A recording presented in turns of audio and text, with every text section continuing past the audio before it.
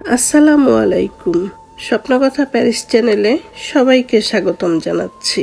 আর সেই সাথে আজকে নিয়ে আসলাম খুবই মজার একটি নাস্তা, আর সেটি হচ্ছে বরবটির চপ বা বরবটির পাকোড়া। যেটাই বলেন না কেন, খেতে কিন্তু খুবই মজাদার আর একটু ভিন্ন ধরনের। তো এই পাকোড়াটা আমি যেভাবে বানালাম, প্রথমেই চুলায় একটি পাত্র বসিয়ে দিলাম এবং এর মধ্যে দিয়ে দিলাম কিছু বরবটিগুলো ধুয়ে নিয়েছি আর একদম আস্ত বরবটিগুলো দিয়ে দিলাম। তো এখন এর মধ্যে দিয়ে দিব পানি দিয়ে বরবটিগুলো একটু ডুবিয়ে দিব এবং বরবটিটা সিদ্ধ করে নিব। তো ঢাকনা দিয়ে ঢেকে দিলাম সিদ্ধ হওয়ার জন্য।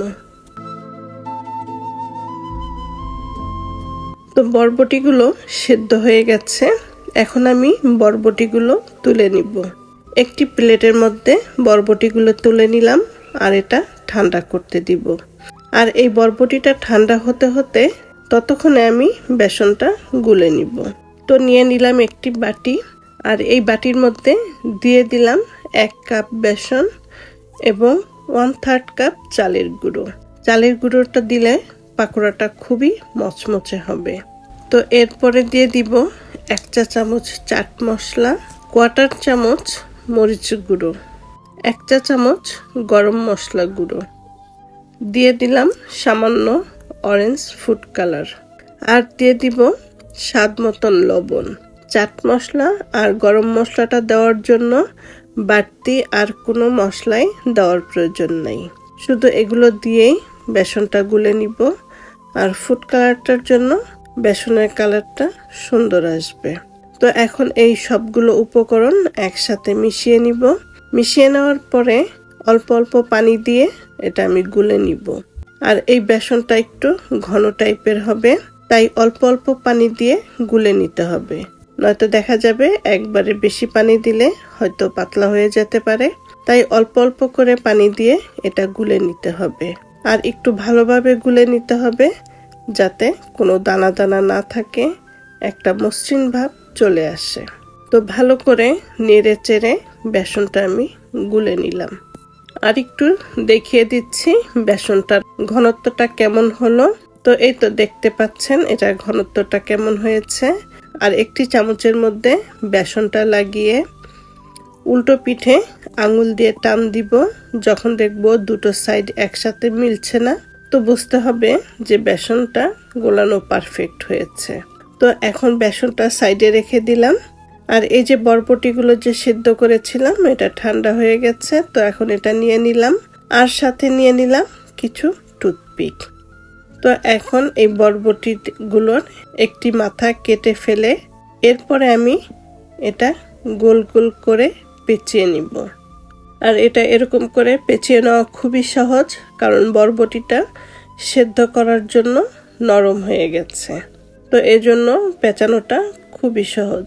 তো পুরোটা পেঁচানোর পরে এরপরে আমি টুথপিক দিয়ে লাগিয়ে দিব যাতে এটা ছুটে না যায়।